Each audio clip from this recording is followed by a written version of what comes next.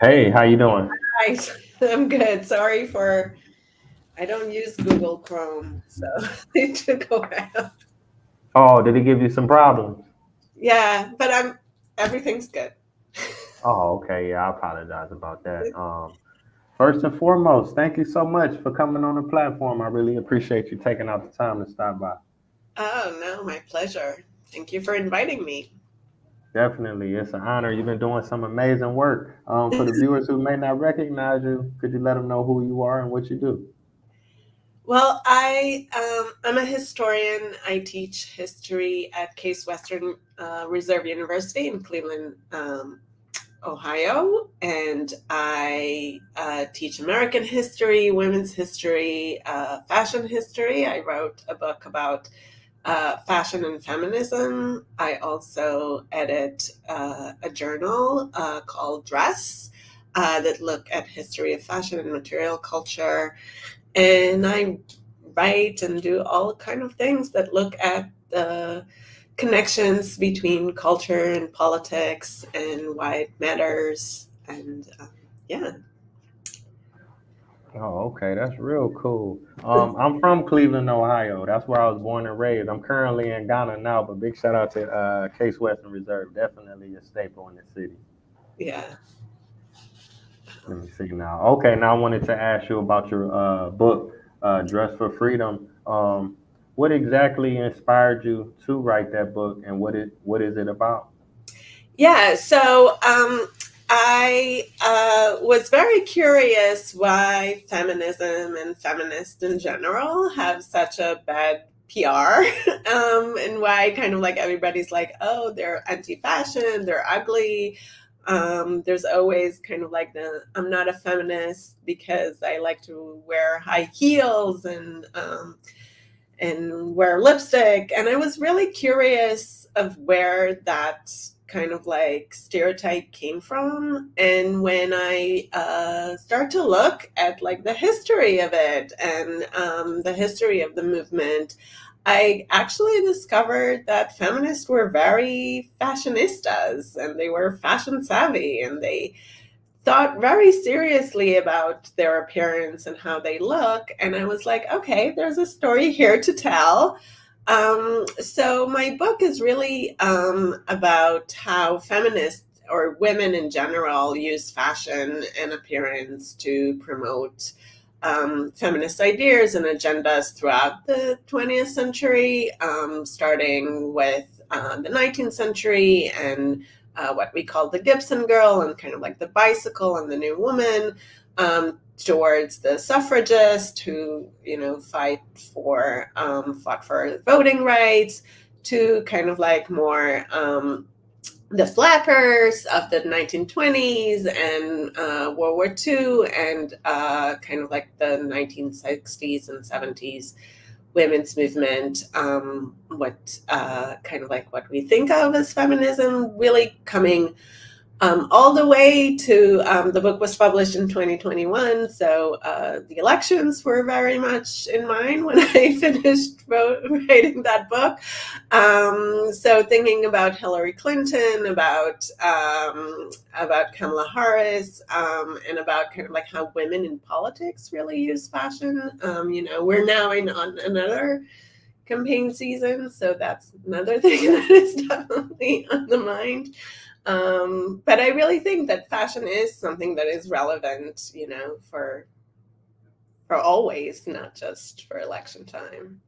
Um, yeah. Yeah, yeah, definitely. That's very, very interesting. Now I can ask you this: when did you develop this passion for, fashion and history? Is this something that you've always been into since you were younger, or did you kind of get into it later in life? That's a great question.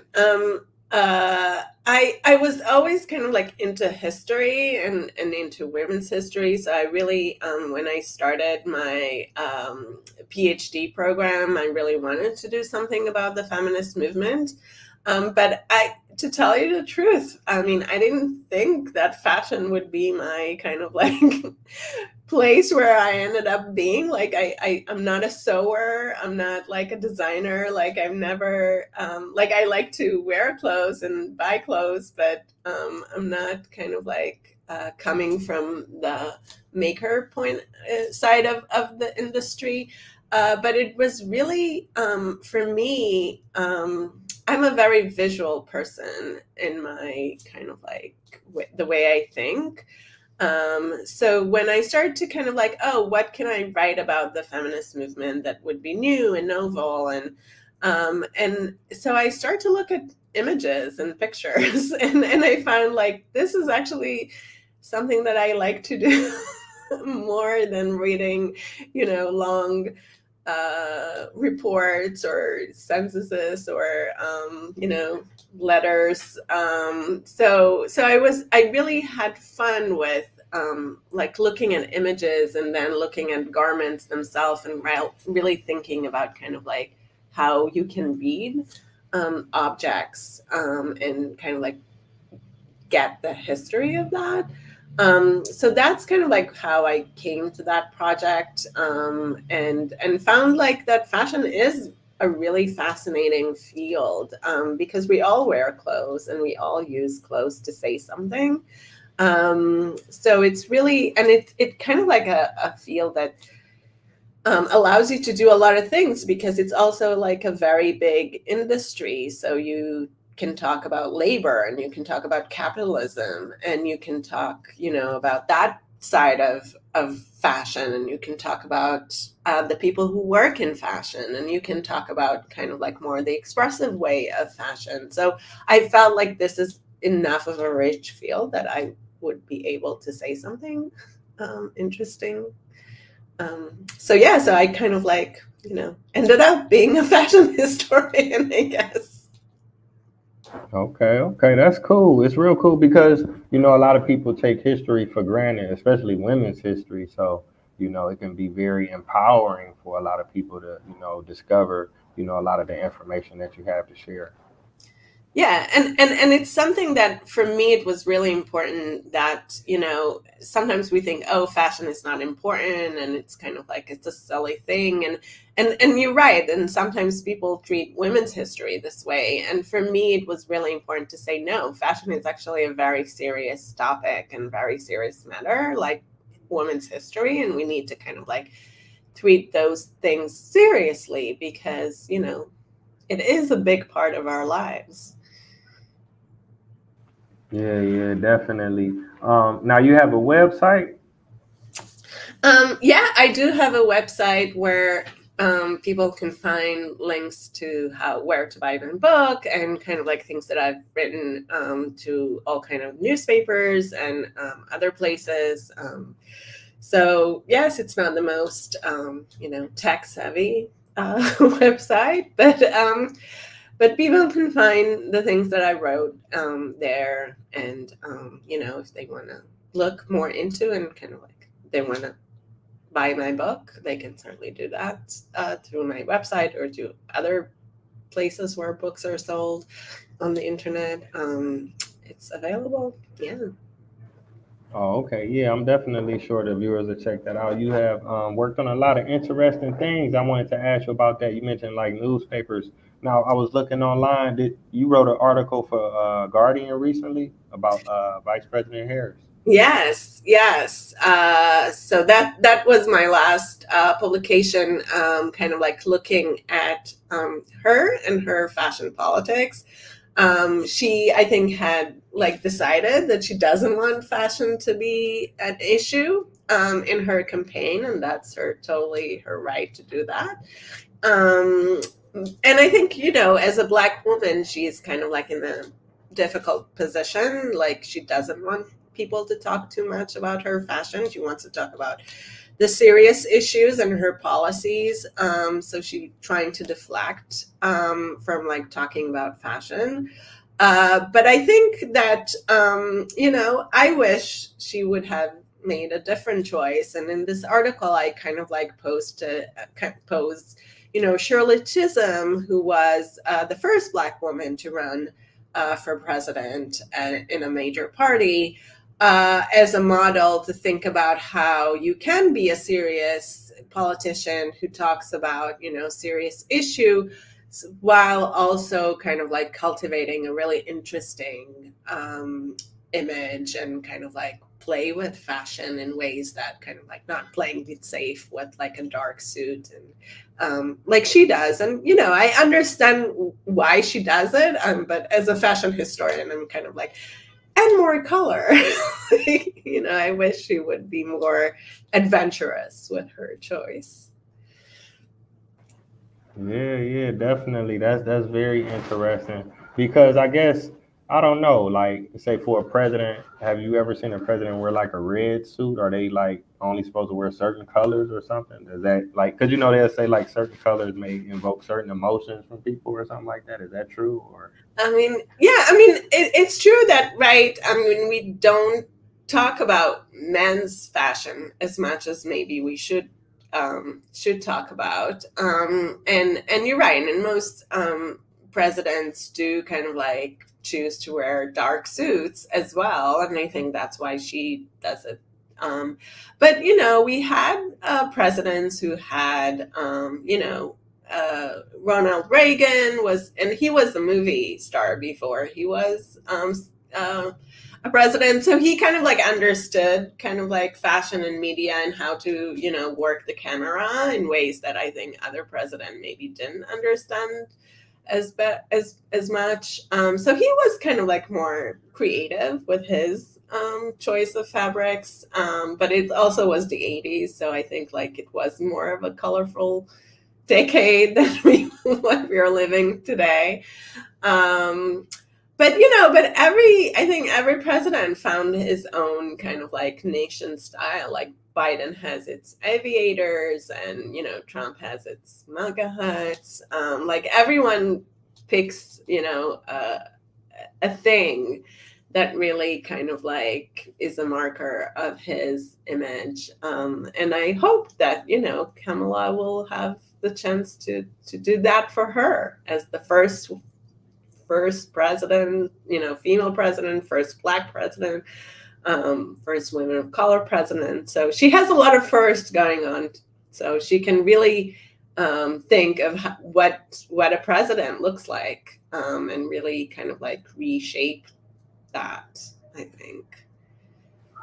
Yeah, definitely. I mean, that would be exciting to see. You know, if she can reshape that and you know get a little more colorful and stylish. But like you say, she didn't care to have so much emphasis on that because I think maybe it's a double standard. Maybe when people are more critical of what women wear. You know. Yeah, for sure. Yeah. I mean, you know, we don't hear a lot of conversation how, you know, Trump is wearing ill-fitted suits and kind of like, right, or how much his suits cost, which cost a lot of money.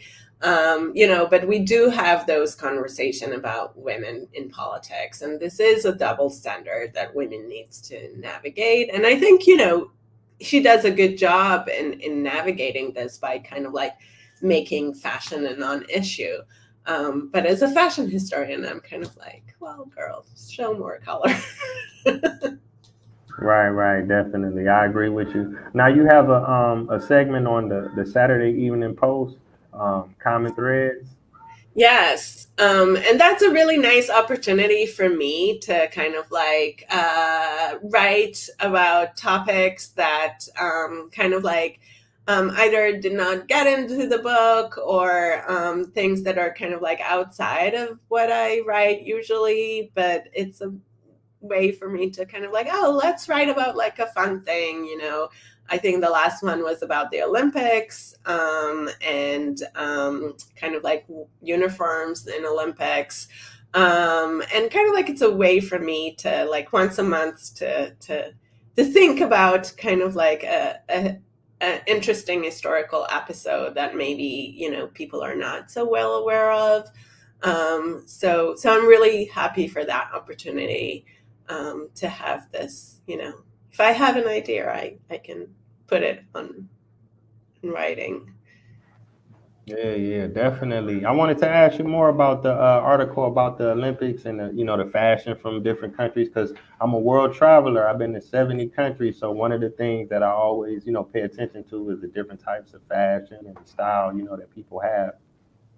Yeah, and in the Olympics, I think, right, it's a great opportunity for countries that are usually not in the news, or not like people are maybe don't even know where they are. on the map, right?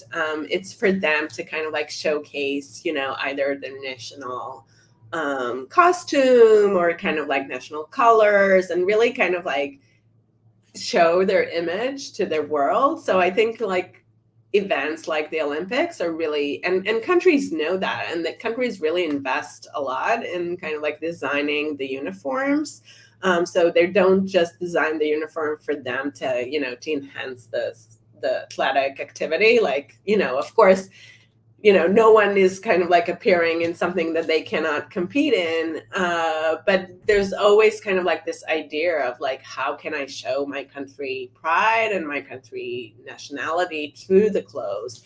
So you really see that play, I think, in the Olympics in ways that, maybe other events or not like have this opportunity to really show it on a world scale, and because like everybody's watching, right? So it's a nice, and it's like world traveling, but in a in an hour, I guess, right? Showing all the Definitely, because I like looking at the uniforms and just seeing the different countries come out and represent. Like you say, sometimes you see places and you're like, "Where is that?" And you got to Google it and look, and you're like, "Oh, this is interesting." Yeah, yeah, and some of them were really creative. I think Mongolia was really great this year. There were other kind of like teams. I remember the New Zealand team, or somewhere in the Pacific, like a small island, that they all came kind of like dressed in like their native outfits. That was kind of like nice. So yeah, it's giving you a chance to see kind of like, as you said, like how other people in the world dressing up, and what's their national color. So, and you will get to see like a lot of, with the US is mostly right, white, and blue, but there's like other colors other native, so it's nice to see a more colorful palette. Yeah, definitely. Because I'm here in Ghana, and I don't know if you're familiar with it, but a lot of people they like the kente cloth. I got a chance to go to one of the villages where they actually make it. You know what I'm saying? In America, we have like the kente print, where it's just like one sheet, but when you get the authentic, that the princes and the kings wear, and you're like, wow, this is really amazing and creative. Yeah, and that's what that's what part of what I'm trying to do, and to show through my work, that fashion and clothing are really, really kind of like important. It's not just something that you buy, on the internet. But there's like labor goes into it, right? And kind of like fabric, and it's kind of like, it's a form of capital, really. And to show rank, to show class, to show other form of identities, and yeah, and kind of like, and how kind of like the history and the industry kind of like changes, because you're right, not in a lot of places you have a local industry, or that you can get like the actual fabric. Mostly it's like a 3D printing of something, right? So yeah, you should be very lucky, to be close to where those cloths are being produced. Yeah, definitely. Okay, now I wanted to ask you about one more article. You talked about how Depression era women turned feed sacks into fashion. If you could speak on that a little bit. Yeah, sure. So that was another kind of like nice piece of history that I think not a lot of people understand. And we are living in this age where everybody's like doing DIY, right? DIY, and kind of like, oh, and home sewing, and kind of like thinking about it in a very environmental aspect. But people think like, oh, it's new, like I'm sewing my clothes, and like, and women in the 30s, both out of necessity, but also kind of like because they were creative, kind of like, had to do with what they had. And a lot of women in farms, and more rural areas, use the seed sacks to make clothes, to make, other curtains or other kind of like textiles. And what was interesting is that once the seeds company kind of like realized that that's what they're doing, they were like, okay, so we'll do like, we'll print our sack in like beautiful prints and flowery prints. So like women could really kind of like, don't wear just,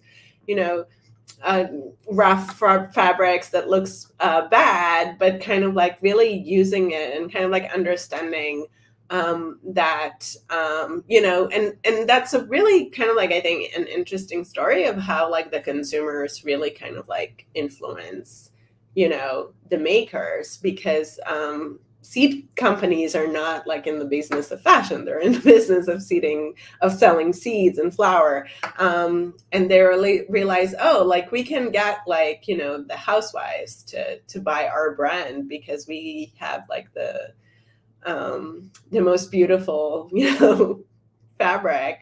And that's how we can get to farmers.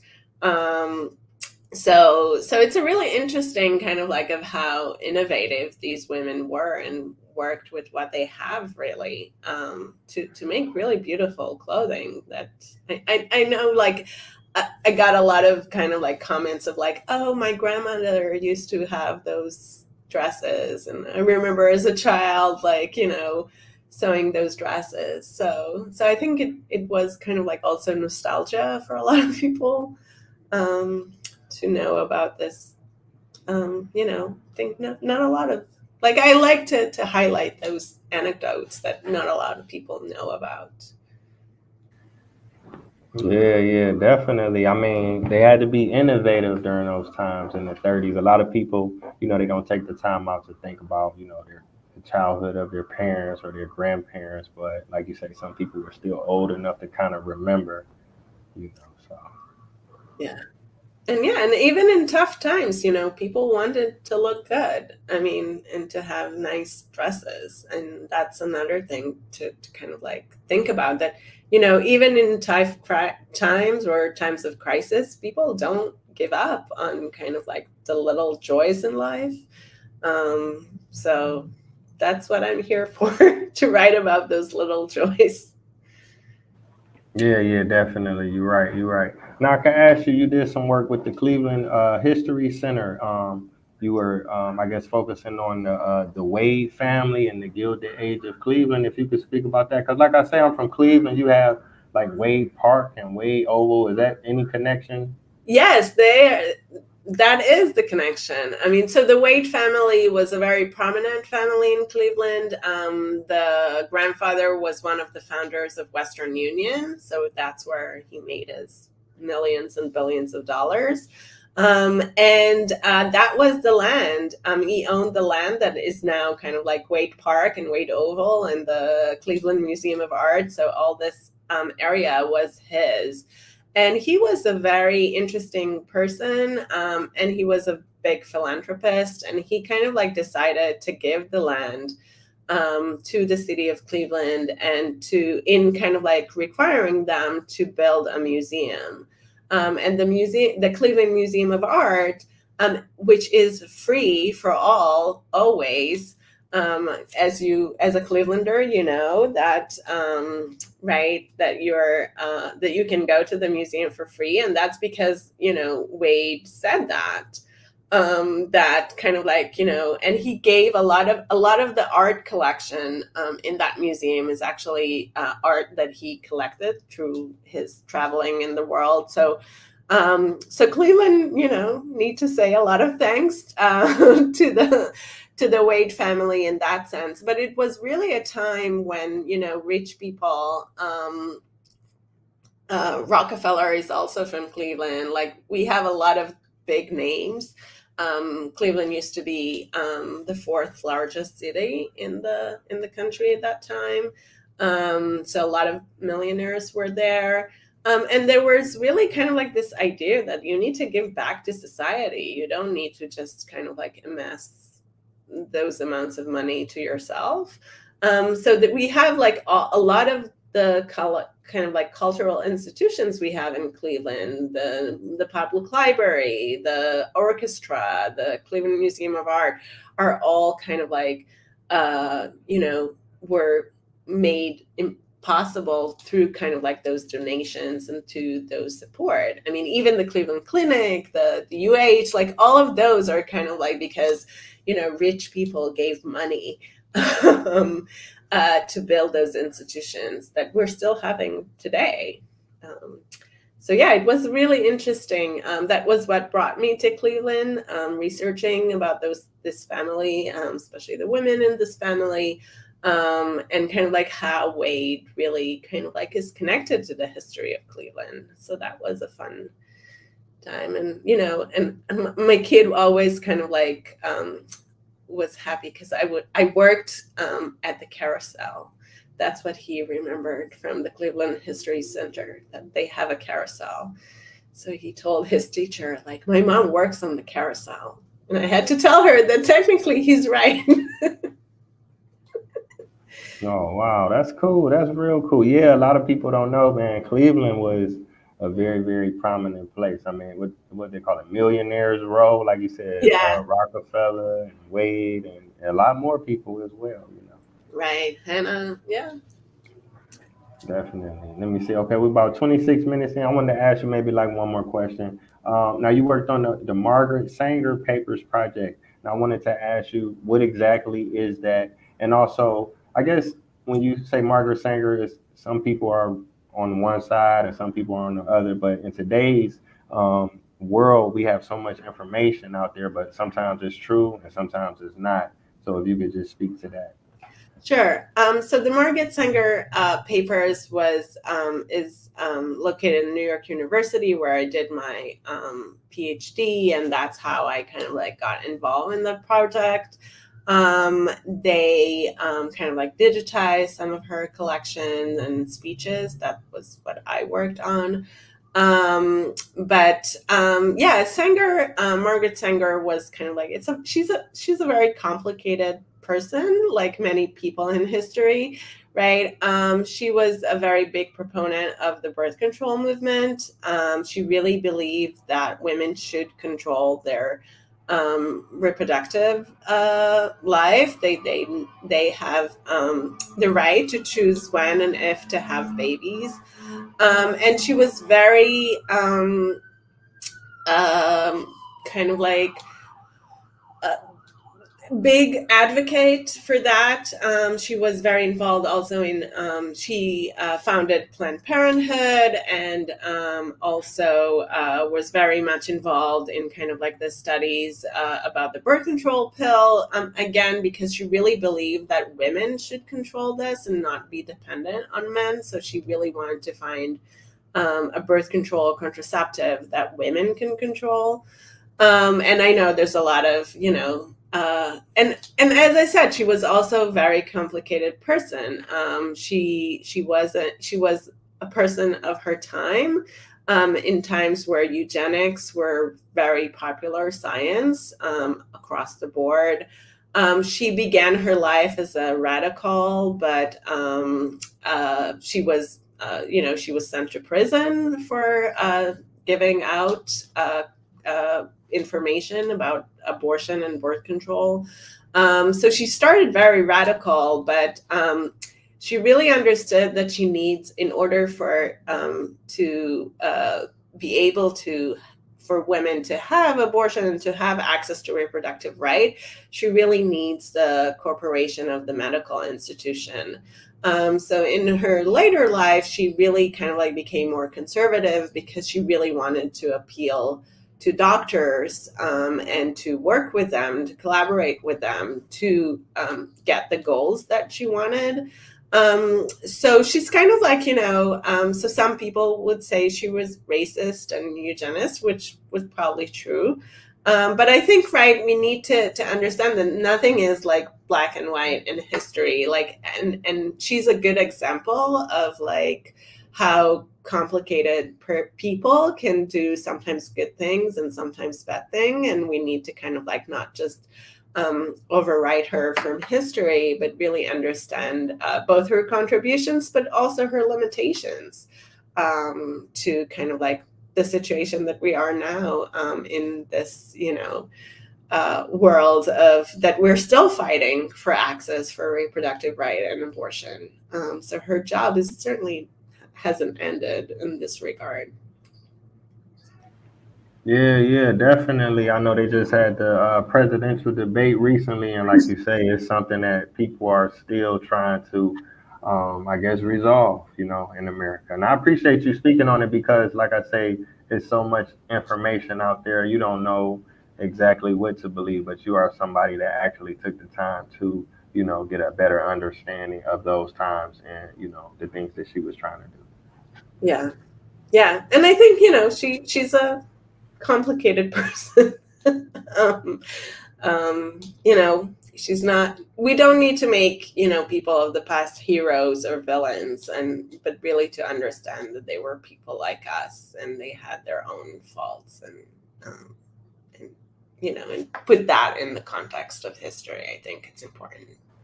Yeah, definitely. Because, like I say, it can be empowering. People can learn from it, and if we get the real history, that's the best way for us to move forward. So we passed the limit a little bit, but I want to thank you so much for stopping by and sharing the information. I really appreciate the work that you are doing, and I definitely look forward to the work that you have coming in the future.